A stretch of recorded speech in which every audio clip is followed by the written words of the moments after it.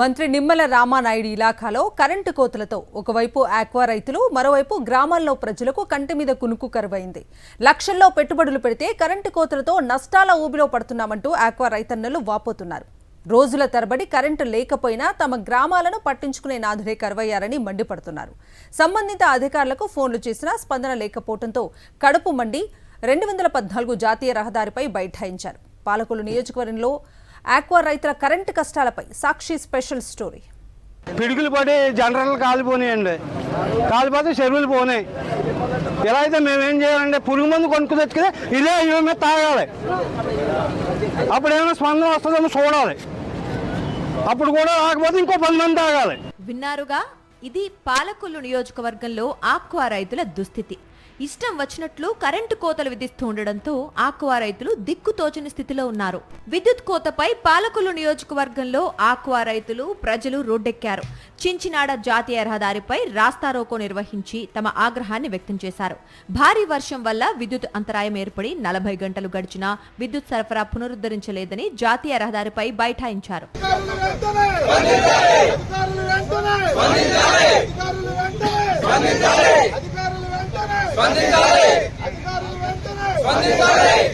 రోజుకి 4 గంటల పాటు కరెంటు కోతలు విధిస్తున్నారని, ఆక్వా పంటపై ఆధారపడ్డ రైతులకు ఈ కోతలు తీవ్ర నష్టాన్ని మిగులుస్తున్నాయని రైతులు మండిపడుతున్నారు. ఆక్వా హబ్ గా పేరుగాంచిన గోదావరి జిల్లాలోనే సాగుకు చంద్రబాబు సర్కార్ సహకారం కరువైందని వారు ఆవేదన వ్యక్తం చేస్తున్నారు. 4 ఎకరాలు చెరువులు చేస్తున్నాను. మాకు గత నెల రోజులుగా కూడా రోజు 2 గంటల పవర్ కట్ అంటున్నారు. అది ఏ టైంలో తీస్తున్నారో తెలియట్లేదు. ఒక్కోసారి 4 గంటలు కూడా పడుతుంది.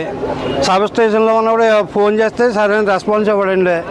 అక్కడ పోయింది ఇక్కడ పోయింది అంటాడు. ఎంక్వైరీ పెట్టుకోమానండి. రీడింగ్ ఎంక్వైరీ ఏ పీటర్లో ఎంత పోయిందో పెట్టుకోమానండి. కరెంటు కోతల గురించి సంబంధిత అధికారులకు ఫోన్ చేసినా స్పందన ఉండటం లేదని రైతన్నలు ఆరోపిస్తున్నారు. విద్యుత్ అధికారులు పనులు చేయాలంటే రైతులు ముడుపులు చెల్లించుకోవాల్సిందేనని ఆవేదన వ్యక్తం చేస్తున్నారు. పైసా ఇస్తే తప్ప పని చేయని దుస్థితి ఉందని మండిపడుతున్నారు రైతులు. ఎవరు ఫోన్ చేసినా లిఫ్ట్ చేయట్లేదండి. ఏఈ గారి ఫోన్ చేస్తే అవుట్ ఆఫ్ కవరేజ్ ఏరియా అండి. సబ్ స్టేషన్ ఫోన్ చేస్తే out of coverage area. Line inspector phone చేస్తే అవుట్ ఆఫ్ కవరేజ్ ఏరియా. ఏ పని చేసినా డబ్బులు ఇస్తేనే పని చేస్తారు. ఒక కొబ్బరాకులు ఆకులు ఎదిగిపోయి రైలుకి తగులుతున్నాయంటే రైతులు డబ్బులు ఇస్తేనే కొబ్బరాకులు కొడతారు.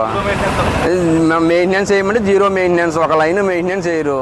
ఒక ఫీజు వేయాలన్నా మేము డబ్బులు ఇచ్చే వేయించుకోవాల్సి వస్తుంది. ఫీజు వేయాలన్నా కరెంటు కోతలతో ఆక్వా రైతులంతా జనరేటర్లపై ఆధారపడాల్సి వస్తోంది.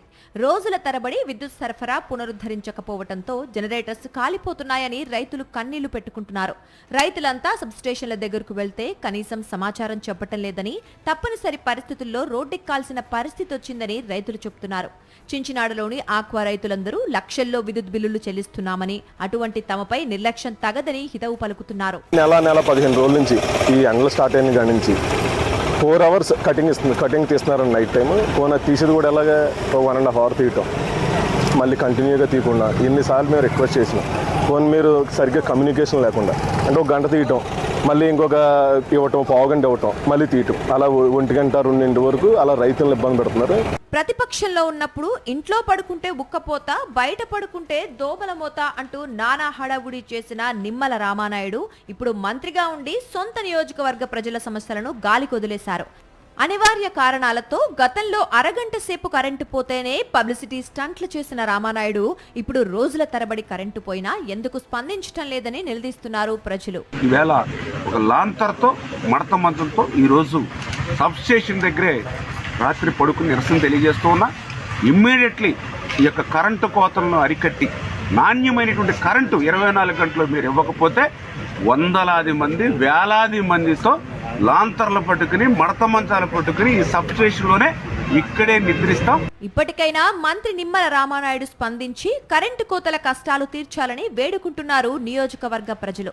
కరెంటు కోతలను నివారించకపోతే ఆక్వా రైతులకు ఆత్మహత్యలే శరణ్యం అంటూ కన్నీళ్లు పెట్టుకుంటున్నారు రైతులు.